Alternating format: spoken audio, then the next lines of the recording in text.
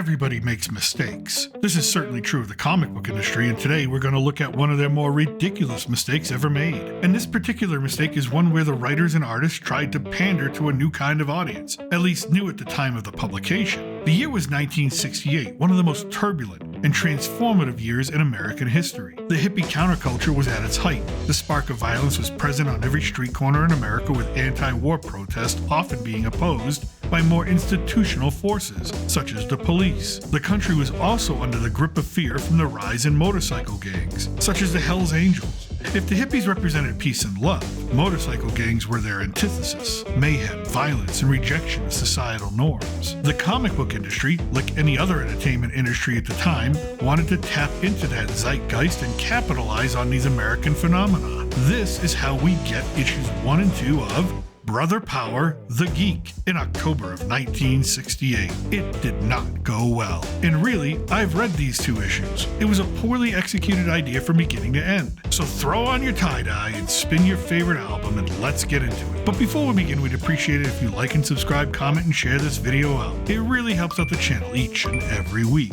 Thank you.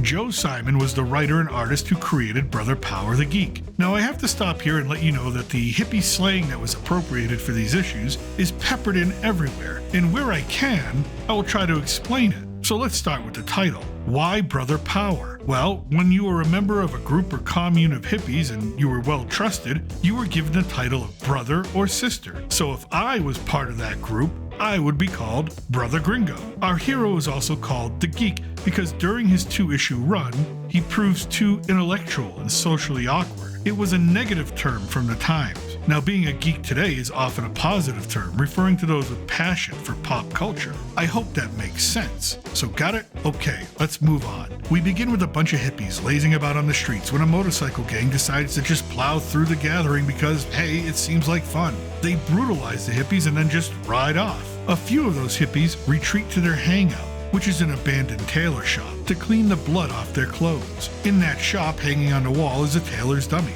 Nothing much but stuffed cloth with an internal wire frame. To keep their clothes from shrinking while they dry, they dress the dummy and place it on the radiator next to a window. And when they place it there, one of our hippie friends knocks over a can of oil onto the dummy, who is now wet, oil-soaked, and absorbing leftover blood. The dummy then falls on the floor, and for some reason the hippies just forget about it and leave it there, while it gathers dust, rain from the open window they never close, and this is how the dummy sits for about a year. Then, an electrical storm. A lightning bolt shoots through the open window, attracted by the metal radiator, and it hits the tailor's dummy, which must smell terrible by this point. But that is all it took. The dummy rises like a Frankenstein's monster and begins to walk about the hangout, startling and awakening the occupants. And although the hippies see this creature come to life, they have no time to really react because, for some reason, that same motorcycle gang from a year ago drives their bikes through the picture window in an effort to claim the residence for themselves. And no shit, I'm not making this up.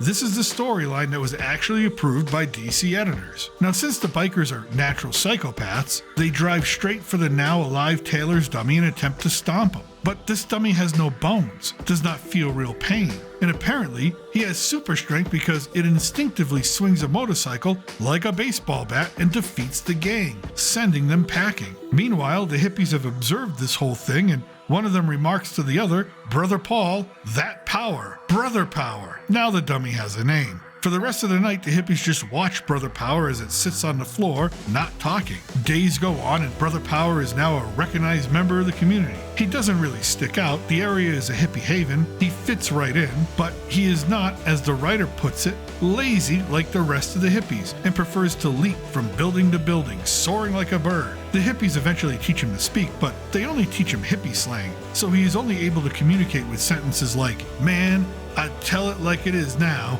groovy, it blows my mind." Their answer to this dilemma, they enroll Brother Power into grade school with young children. Brother Power is ashamed of this, so he later attends school folded up in a duffel bag so others can't see him. But soon after this, Brother Power learns at an accelerated rate and disappears for nights at a time. Where is he? At the chemistry lab. Where else? As he puts it, chemistry is his bag, and he wants to figure out how the electricity keeps him alive. And he eventually discovers this, but how he continues to generate his own electrical current It's never explained, but his internal wiring is now somehow electrified and he can power light bulbs with his finger. Oh, and by the way, despite the amount of violence in this story, Brother Power is supposed to be a pacifist, avoiding any hand-to-hand combat at all. Later, as the hippies make their way home from the chemistry lab, they come across the parade of the psychedelic circus. One of the floats breaks down and one of the elders of the circus asks Brother Power for help. Brother Power agrees, lifts the parade float over his head, and that gives the circus men time to wrap him up in chains, drag him off,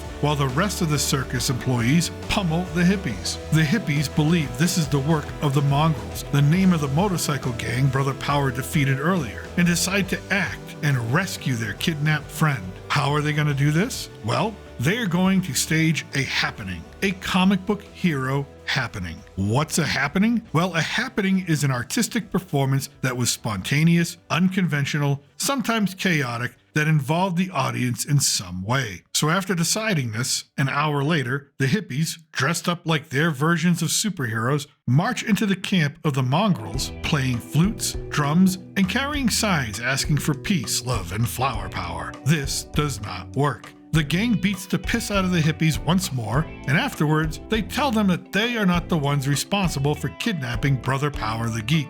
Days pass and the hippies finally catch a break. They spot the psychedelic circus fairgrounds and decide to infiltrate by doing the thing they despise the most: get jobs. At the time, it is pouring rain, but the hippies are able to locate a chained-up Brother Power on display in the freak show, guarded by the strongman, who is dressed like a Neanderthal. A fight between them ensues. One of the hippies knocks over a large light, which falls into a puddle of water that electrifies Brother Power to life, again giving him the strength to break his chains and pile drive the strongman headfirst into the dirt. After their escape, the hippies bring Brother Power back to their pad. Brother Power has holes and tears in him that need patching up, so introduce Cindy, the seamstress who stitches our hero up, dresses him with a new orange turtleneck with a specially designed emblem just for him, and also applies some cosmetics to his face, giving him a brighter look. In reality, if you saw this in real life, it would probably terrify you. Chalk white cloth with pink rosy cheeks, bright blue eyes, and a yellow mop top for hair. However, none of that matters. What matters is that Brother Power discovers that he now wants to make something of himself, inspired by his burgeoning crush for Cindy the seamstress. He even remarks that he could even be president. And the hippies encourage this, and Brother Power embarks on a political run to first capture a seat in Congress under the banner of love, peace, and flower power. And he begins to get some traction with the public. But the psychedelic circus is not done with him yet. They recognize Brother Power from his campaign posters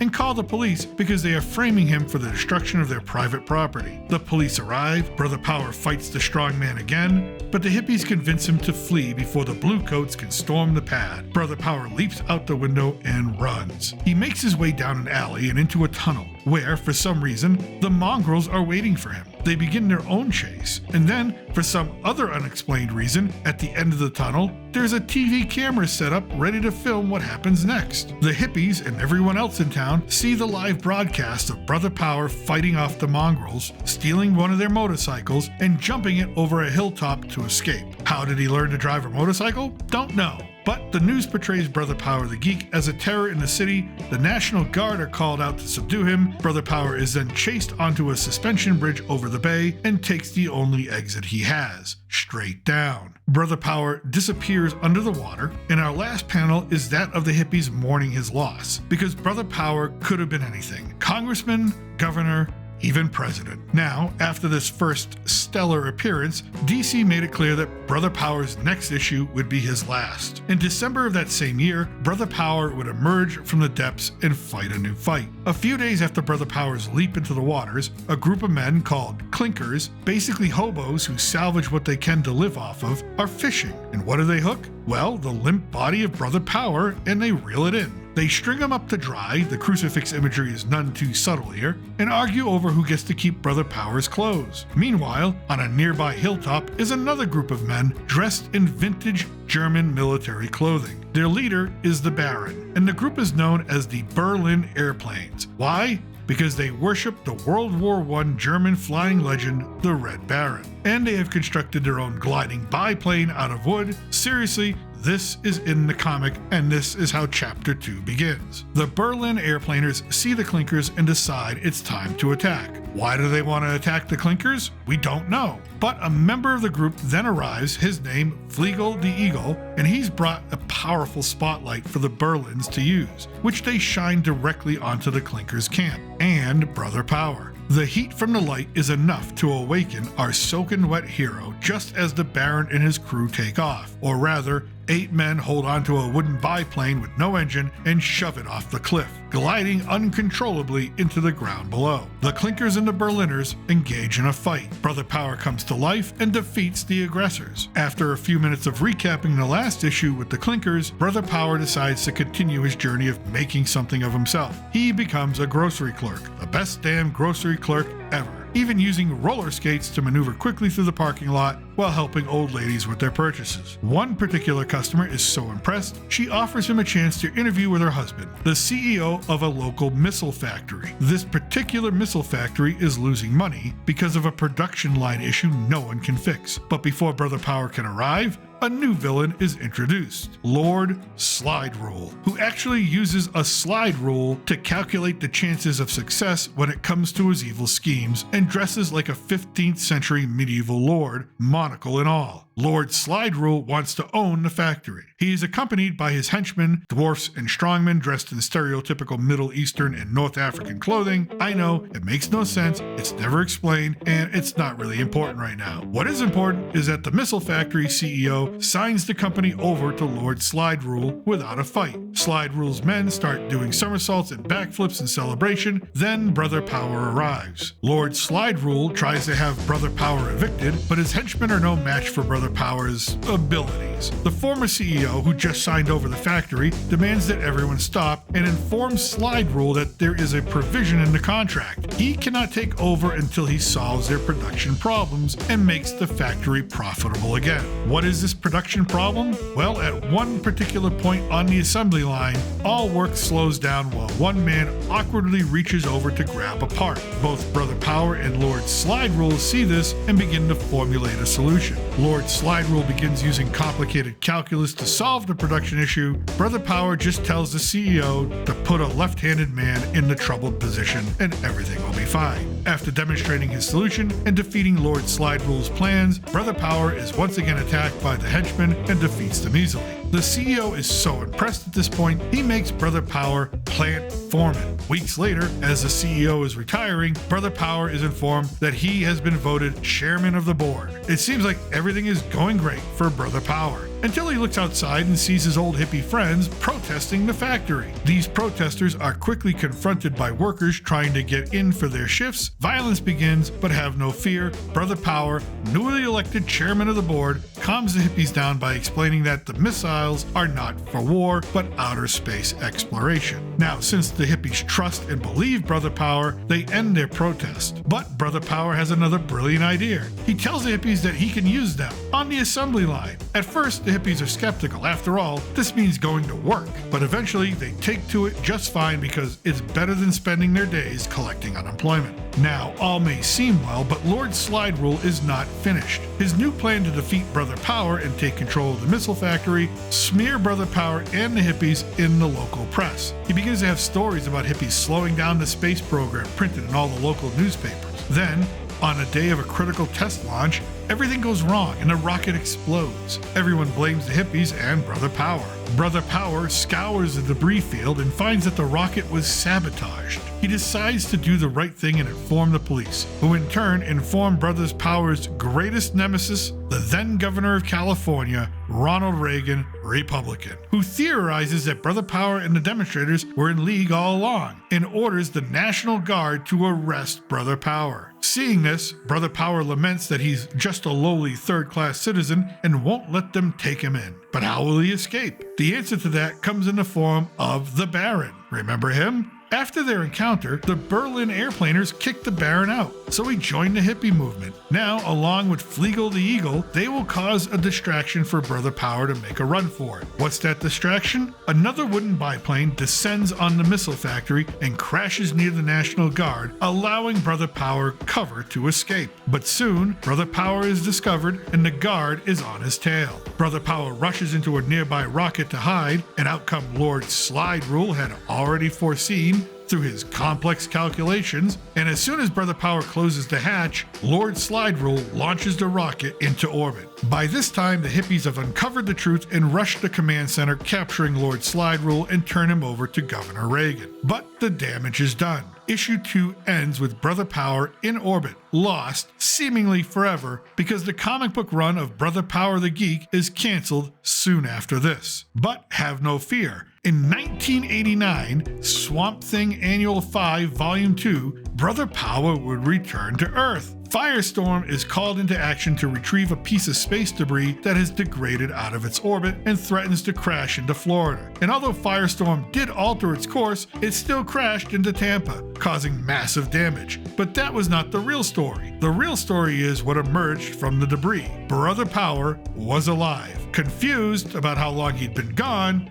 but alive. And after a brief stint of doing more harm than good, Brother Power is last seen walking off into obscurity once again, his fate unknown. That is until 2009 in The Brave and the Bold issue 29 volume 3, when he made the mistake of showing up in Gotham City. Yep, Brother Power would have his final appearance alongside the Dark Knight himself, the Batman. A local Gotham shop, Cindy's Toys and Novelties, is destroyed, but apparently that is also where Brother Power had been in exile. It was the same Cindy that Brother Power fell for all those years ago. And when he emerged and shuffled through the dark alleys of Gotham, confused and weak, it was inevitable that the hippie would meet vengeance. The Batman knew exactly who he was. Hey, it's the Batman. He has files on everyone. He warned Brother Power to stay out of trouble and that he would check in on him in a few days. What the Batman could not know is that the fire that destroyed Cindy's toy shop was deliberately set. Part of an ongoing plot to acquire all the land in that area at a cheap price. Towards the end of the comic, the Batman responds to an apartment building set ablaze by the same perpetrators, except the fire is too intense to rescue the babies left behind. Too intense except for Brother Power, who sacrifices himself to deliver the newborns to safety. The Batman witnesses the end of Brother Power as he burns up in the inferno.